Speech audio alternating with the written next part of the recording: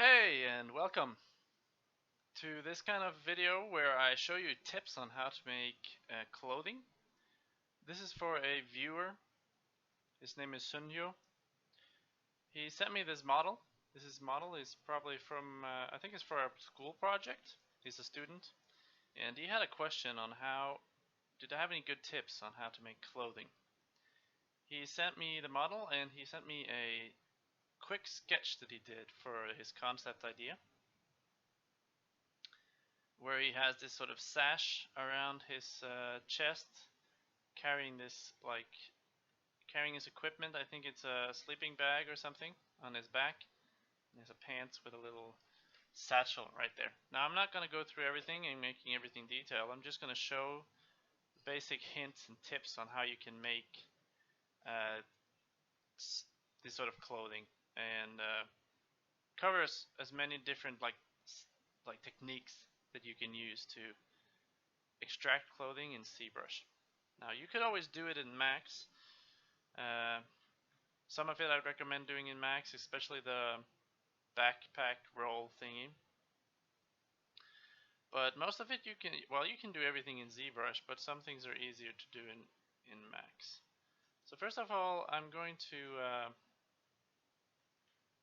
hide the arms. And the way I do that is I use the select lasso, and then I click Control Alt and Shift at the same time to get this red selection tool. Now, it doesn't matter how much we get rid of it, we just want this front portion and back portion to be visible anyways. So right off the bat,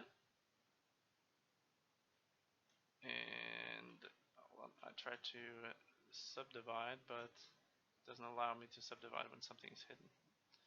So I'm going to subdivide it once more. We have 1.6 million polygons.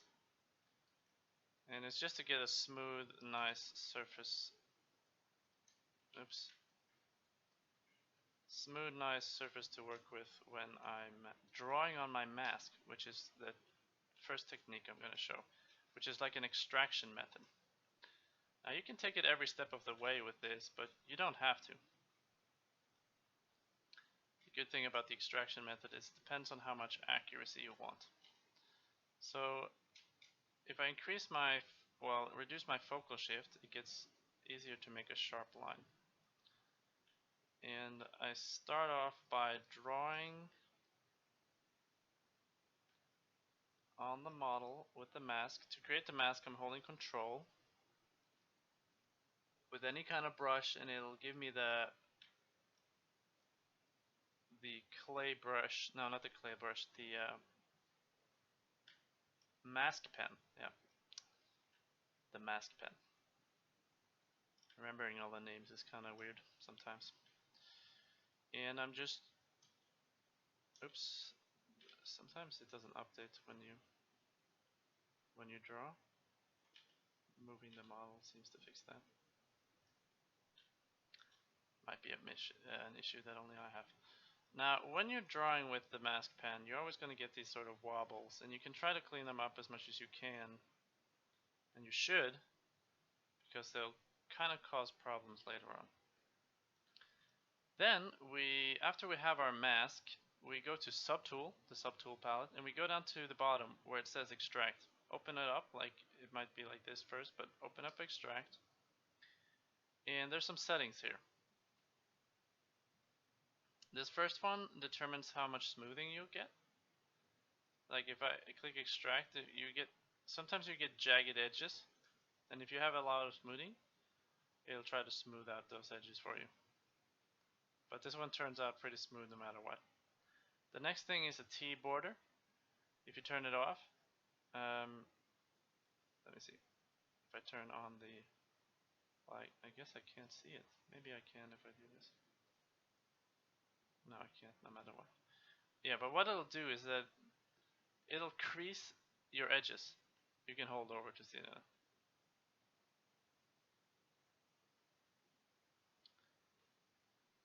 So when you extract, it'll have like a little crease, like extra polygons, like a line of polygons inside the border line of polygons right there. And although you want a thin sash, it's always nice to start out with a bit of extra thickness, because a lot of that will be lost later on. So what you do is you try to go through your extraction and look if it looks alright. It's always going to be wobbly, so just once you're happy, click the accept button under the extract, because every time you click extract, it just shows you a preview. But if you click extract and then you click accept, what it'll do is that it'll create a new subtool in the subtool panel. It'll keep the mask and it'll smooth out the edges.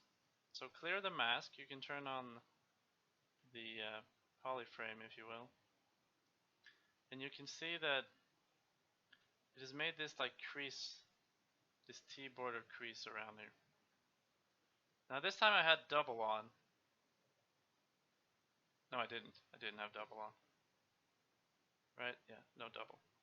But if you have double on, it will create the double thickness of this, but it will also be on the inside as well. So that's not what we want for this. It might be useful for some things, but I usually don't use it. Now once we have our mesh, I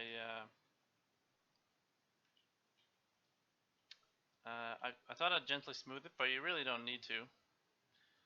You can go down to geometry, because it has a horrible shape and topology right now.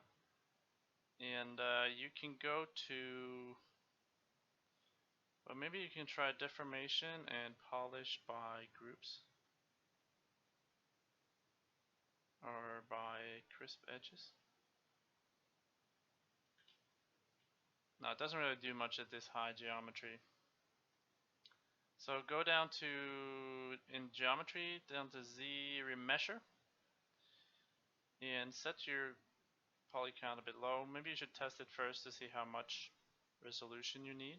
But we're looking for a really low poly, nice, crisp reconstruction. Which this is partially okay. It's a bit too dense, in my opinion, so I'm going to lower it even more, below 1.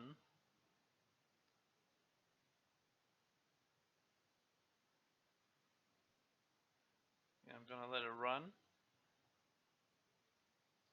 And it gives me an okay result.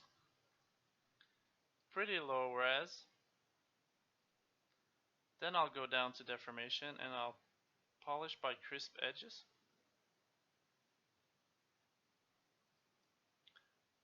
Which will make it pretty nice. It'll clean out a lot of the wobbles.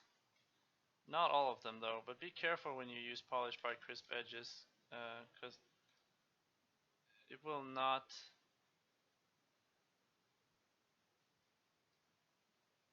it'll not keep all your edges crisp. You might want to subdivide before you do that. That might be a smart idea. Subdivide once, deformation, polish by crisp edges. Well, then it might not do enough, to be honest. Yeah. So just doing it without. And polish by features also helps out a lot. Those two are very useful for cleaning up Z-remeshed parts. But you might lose your edges a bit, and there might be a way I can save the edges though. I always look for new ways to save the edges when you're doing this kind of stuff, but it's hard because you want to smooth out the wobbles, but not lose all of your edges. So maybe we can use the Z modeler tool, and maybe we can hover over an edge. Let's reduce my draw size so I don't like a big, like this one, and maybe we can crease it. Whoa. It creases everything. Is this a spiral? I think this might be a very bad mesh. It might be a spiraling mesh. It doesn't look like it. But when I crease, it seems like it's a spiraling mesh. Which is a bit confusing.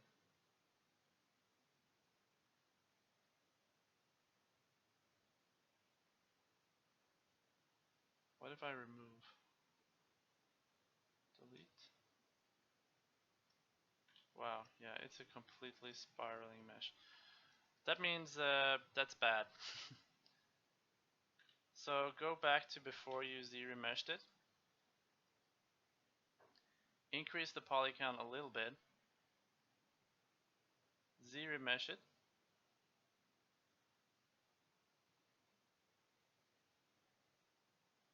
To get a fairly high poly count, and then you can polish crisp edge a little bit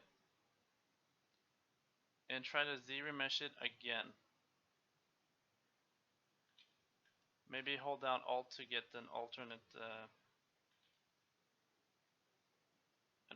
remesh.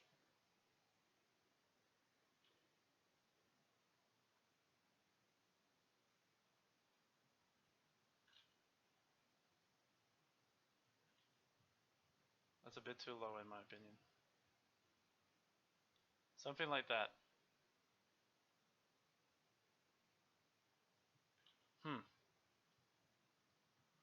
It seems to always make a spiral. That's bad.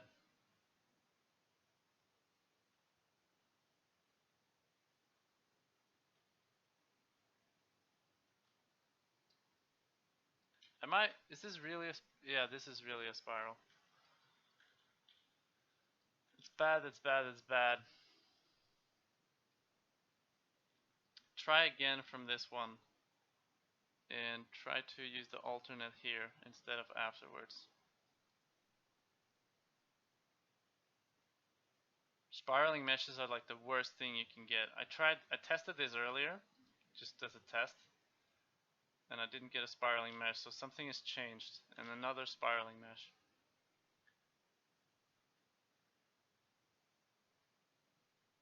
So just keep trying until you do not get a spiraling mesh. It usually doesn't happen all this often, but apparently the mask that I made or something has made it want to be a spiraling mesh. I'm going to smooth out the edges a bit. It might be a bit of what's causing the spiraling mesh. So I'm just using my regular smooth around the edges. And I'm going to try to manually use the move tool to try to straighten things out a bit.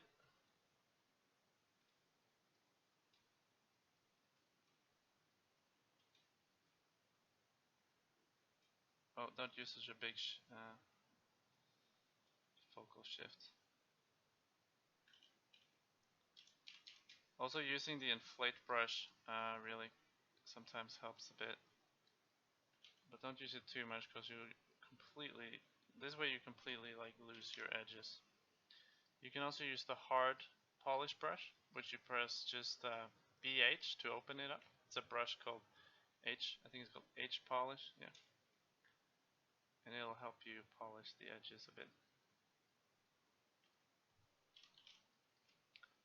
So maybe just go in and try to fix portions that may seem twisting to the mesh, like it's twisting the mesh a bit.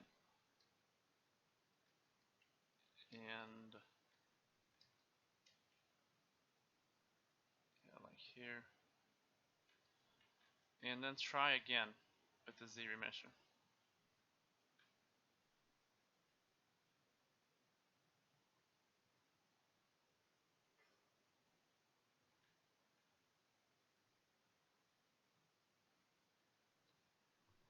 And test it with the crease tool. Really? Why is this happening now when I'm making the video? Of course. Of course it's happening.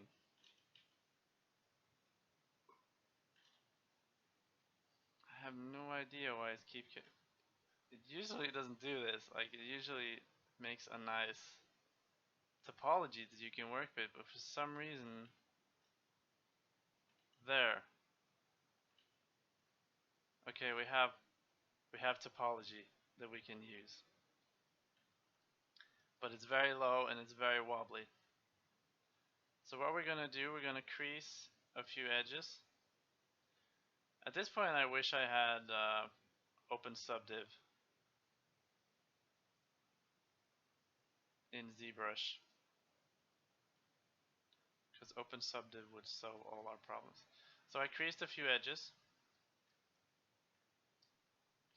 and I'm going to divide once, and I'm going to let's go out of solo mode, and I'm going to go down to the deformation. I'm going to polish crisp edge, polish by features.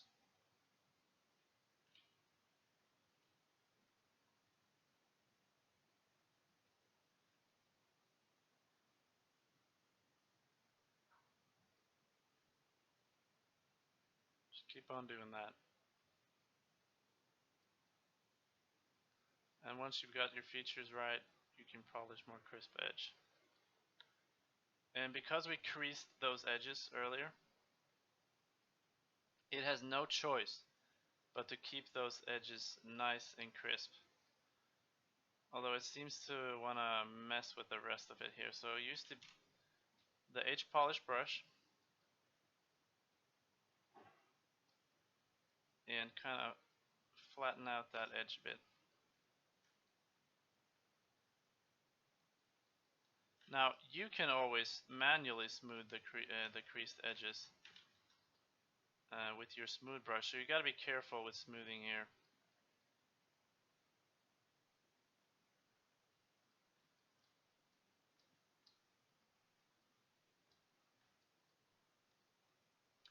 Especially at a low resolution like this.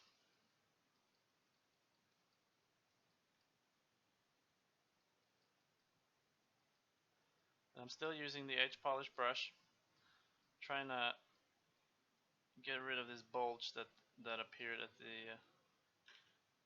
the edge of this,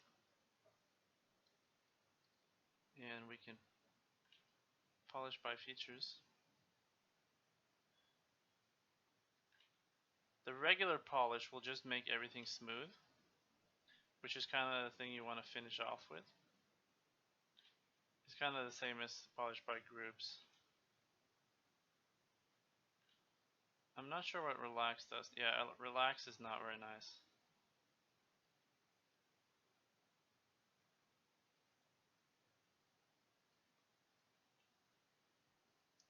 So now, depending on what you want, if you want really sharp edges or really soft edges, you really just have to work with these tools in order to get exactly what you want. So I'm going to add one polish there, and then I'm going to negatively inflate it.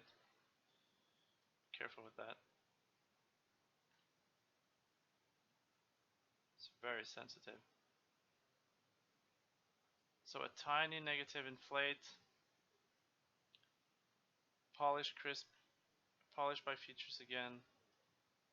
It seems to want to create a sort of bubble there. So I'm just going to let it be. I'm going to go to geometry and divide it up once again. For some reason it really doesn't like that. This edge wants to stay like soft. It's a bit too far ahead. Yeah, so you can inflate it or deflate it down here. It's very useful for making things smaller just in general. But be careful, if you do it too much, you invert your mesh. Another way you can deflate it is by smoothing. But that'll soften all your edges.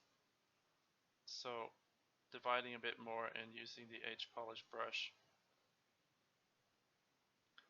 on the surface is a nice way to get it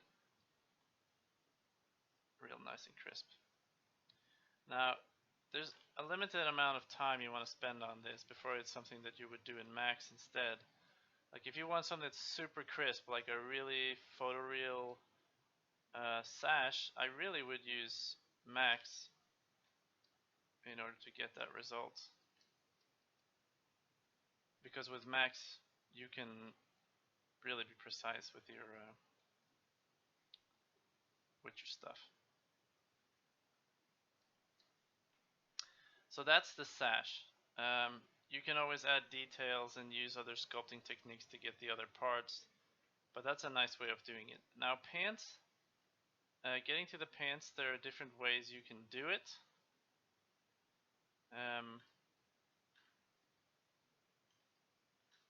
You can use the extraction method there as well if you want.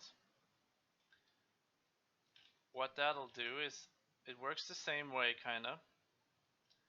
You just mask all over your model where you want the pants to be.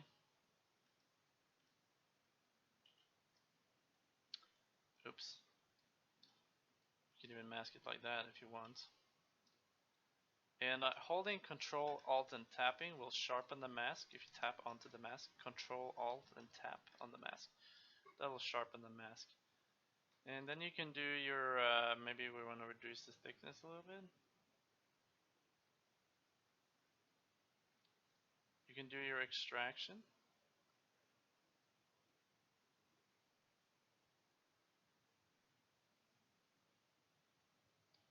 And hope it doesn't crash. I don't know why it crashes. Maybe I had too high resolution in my extraction. Could be possible. Yeah, that's way too thin. So let's go lower res. And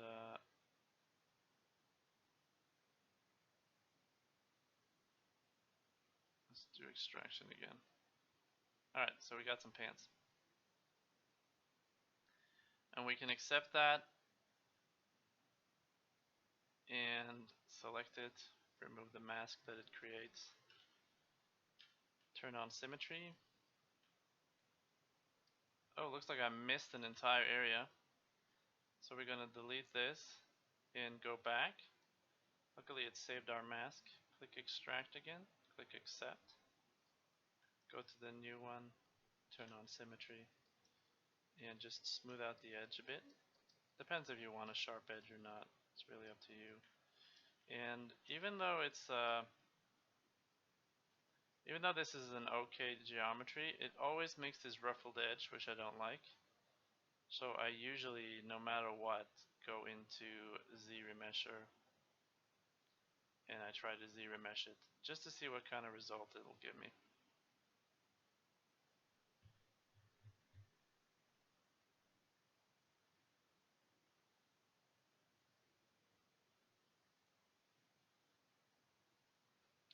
And it doesn't seem to give me a very nice result from that. So I'm going to use the damn standard brush. Turn down the intensity a little bit. And I'm going to intentionally over crease this crotch line.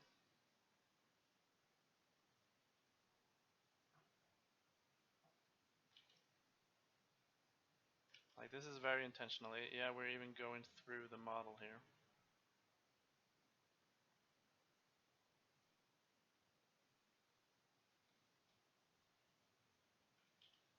Our brush is a bit too big.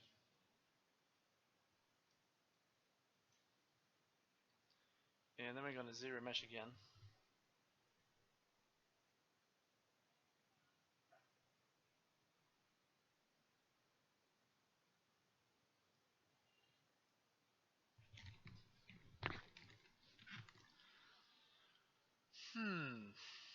Alright. So you might say that turned out horribly wrong. But it looks alright, I guess. Because as you can see, we now have some semblance of edge flow. At this point, I usually divide it a little bit, smooth it out, and you know that this is the point where you kind of want to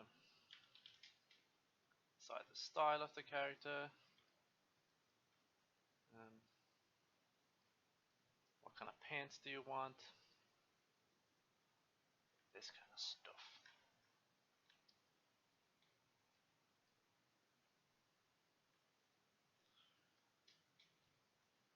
Which is where we'll start. Now this is a bit unorthodox character, so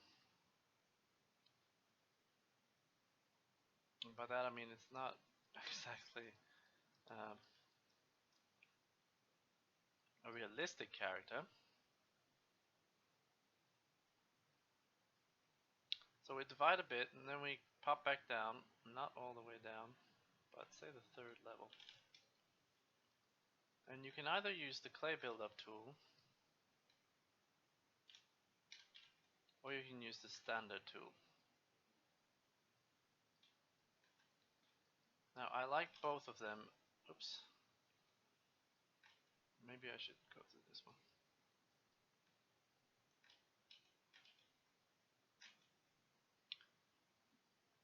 But finding sometimes using the standard brush is sometimes very good for this kind of sculpture. Now people usually don't have their pants over their belly. So I'm gonna lower this down a bit. Exposing his belly.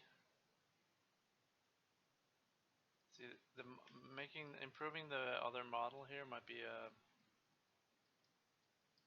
good tip.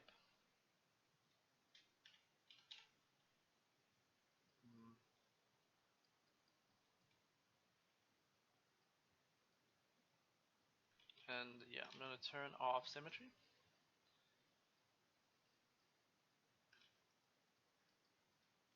And I'm going to start marking in some landmarks.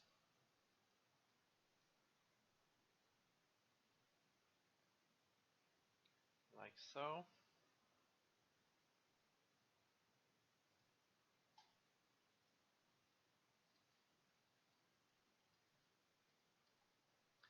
And these are landmarks for wrinkles.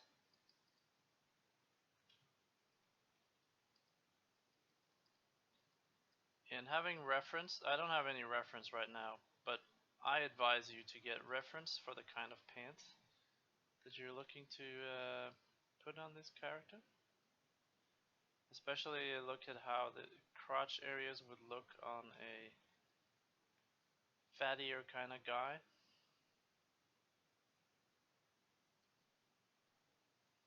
Also making pockets and stuff. With making pockets I would use the extraction method after after you've done the wrinkling.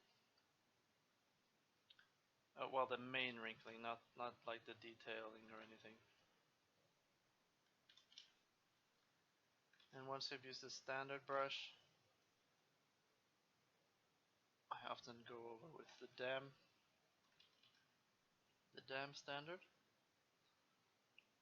and crease the tops of things and below the wrinkles.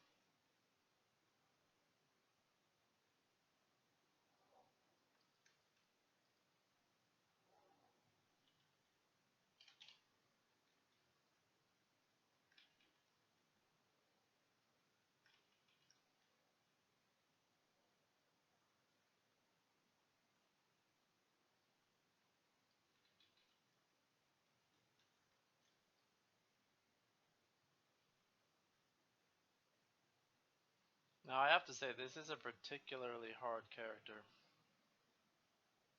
to do this with. Fatty characters are always the hardest, and non-standard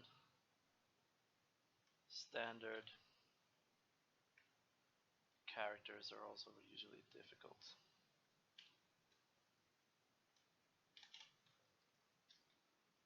But following the general techniques, I think you should be okay. Sorry about my coughing. I ate a chocolate bean and wasn't very smart to eat a raw chocolate bean. I thought I'd test it for science. So keep on working on your wrinkles with the standard brush to make the bulk of the fold, and then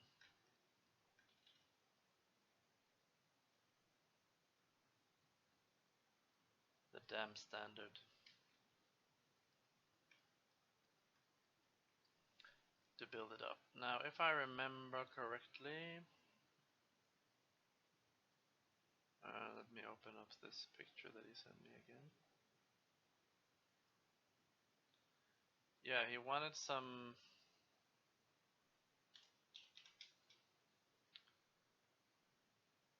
extra fill down here, and he has sort of a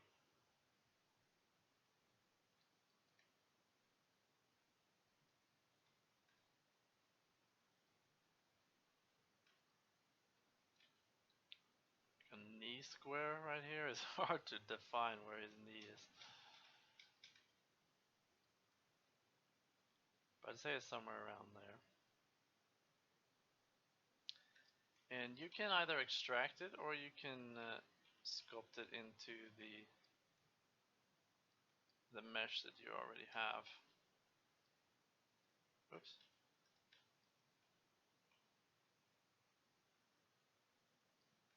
Don't know why it's rotating. Right.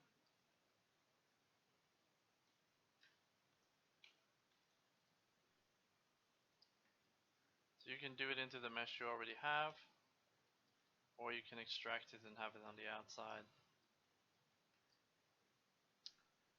with the extraction method of going up here, clicking extract,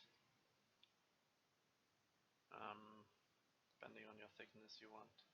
We don't want a double one, so we're going to extract, accept, smooth the edges a bit.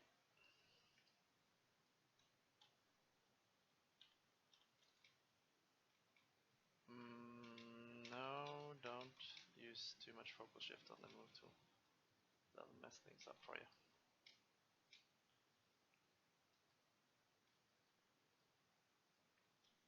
And kind of move it in place like that.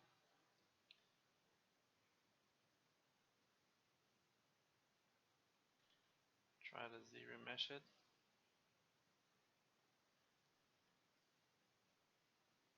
Divide, deformation, polish it by features.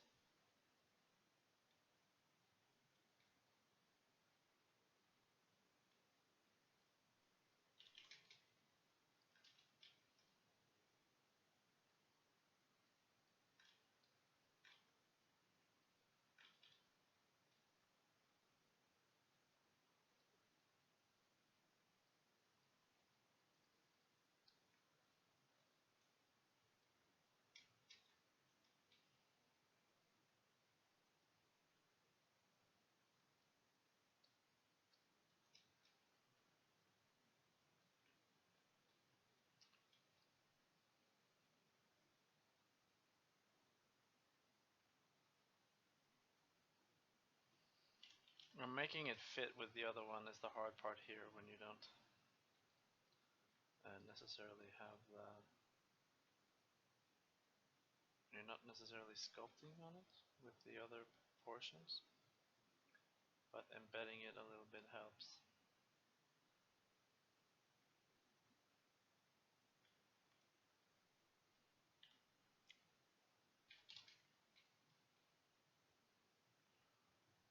you just kind of go back and forth.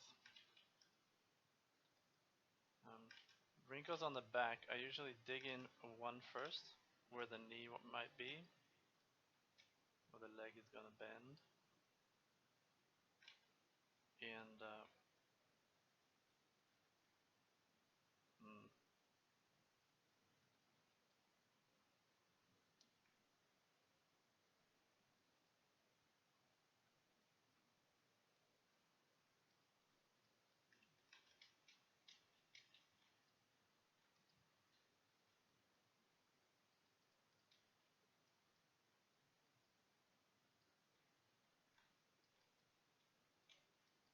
filling in wrinkles.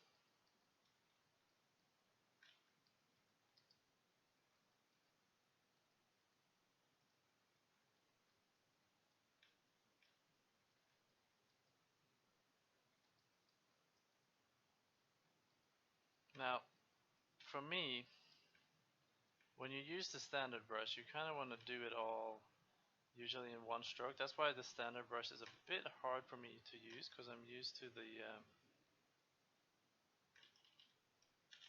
clay buildup, which really allows you to do many little strokes. And you can use both.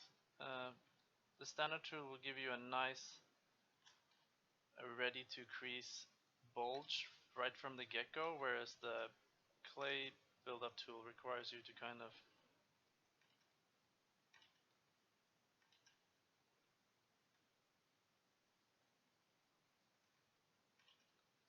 um, smooth it out first, work with it. It requires a little bit more work. That's all. That's what I think, at least.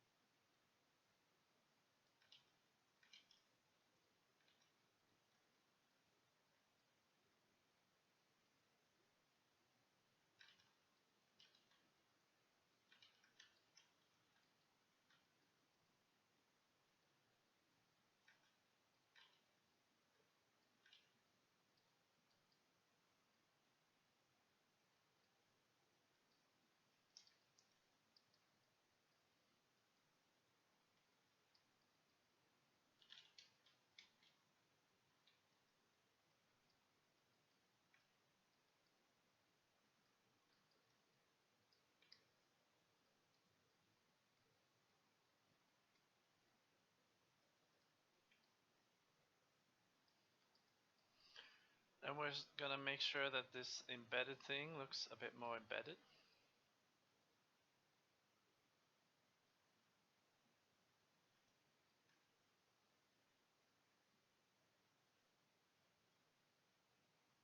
So this is partially modified lower level.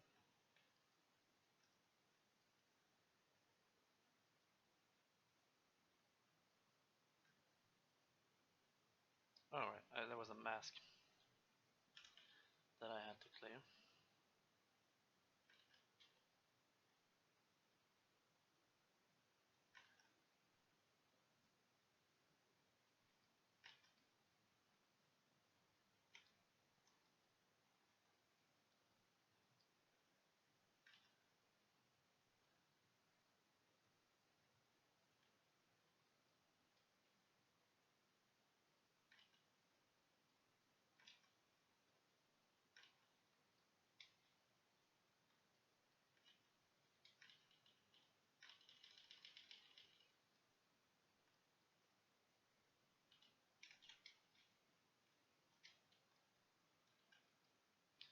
here I really need some reference in order to tell what I should do with these corners. But I'm thinking that there would be some sort of pinching around the edges of these. And the bottom here would sort of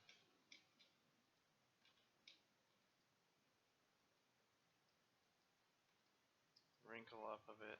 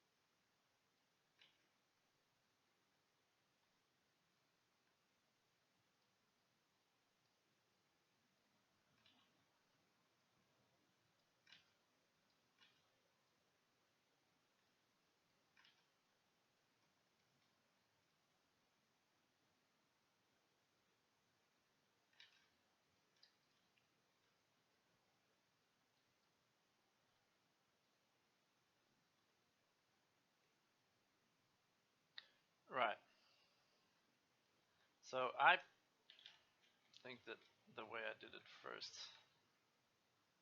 might have been the better solution. Just having it be a part of this pant leg depends. But when you do this, I'm sure you'll find the way that you feel works the best for you.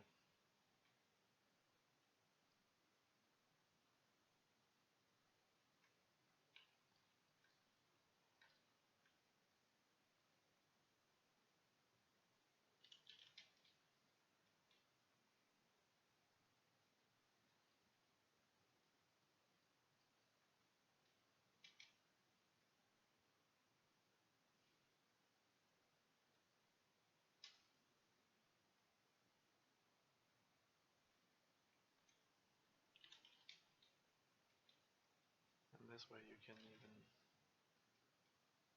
have the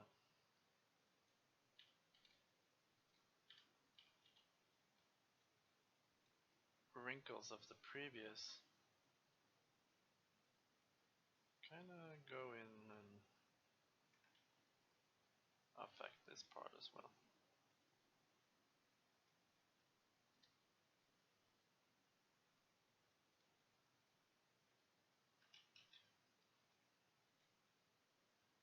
Maybe not as much as I'm doing, but I'm just really showing the basic technique. And you can do a lot better than this. It's just that this sort of thing really takes time, and I wasn't planning on taking forever to do it, so take your time. Take a lot more time than I have. Spend some hours on it. And I'm sure you'll have a pleasant result in the end.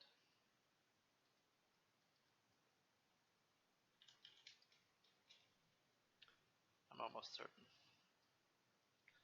But the brushes are the standard brush, damn standard. The clay build-up, if you feel more comfortable with it. And yeah, usually that will do most of it. You can use the trim dynamic brush if you want to sharpen folds like this. You can do it on top of the fold. Or you can hold Alt and fill in the bottom of a fold if it's too folded. like this.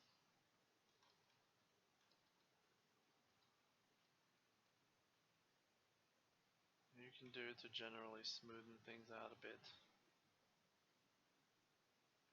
if you've overdone the wrinkling to a certain point. Yeah, so I guess that should just about cover you for your starting with making clothes. Extraction works very well.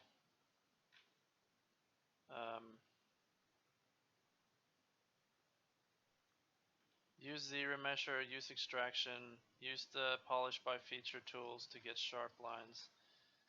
Use the standard brush to build the bulk of a fold like this, and take it a lot slower than I usually do.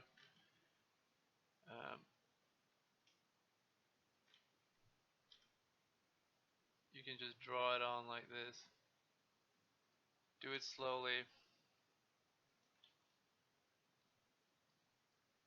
And look at reference for pants and the kind of wrinkles that pants give you. And once you've drawn it out, use the damn standard brush. Hold down Alt, and you can kind of like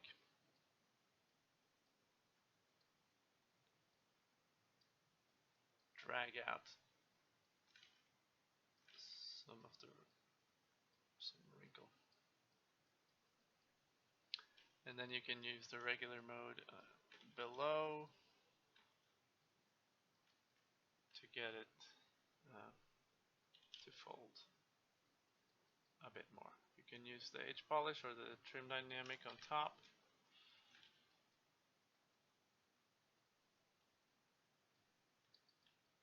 To flatten out the fold a bit more. You can try and just use the damn standard straight up, but I find that it creates a bit of a peaking problem.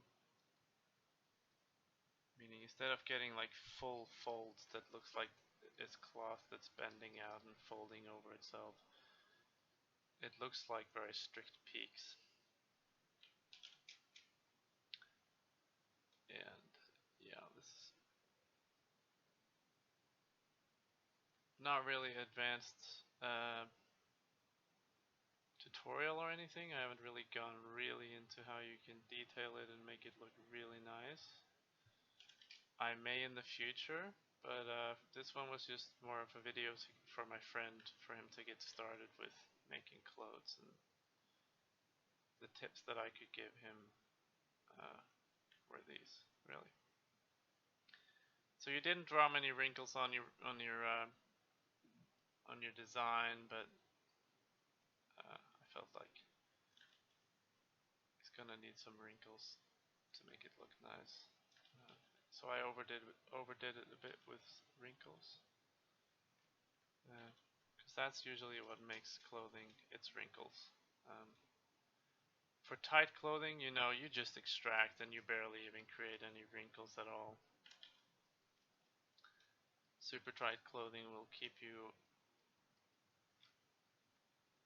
wrinkle free most of the time, and you won't even, like, super tight clothing is very easy to make. You just make an extraction, and then you from peak to peak draw a few wrinkles, like at the edge of the corner or something. That should like get you started on how to sculpt clothing. Maybe I'll do a more advanced one in the future. I hope that helped. Hope you didn't get bored of my rambling.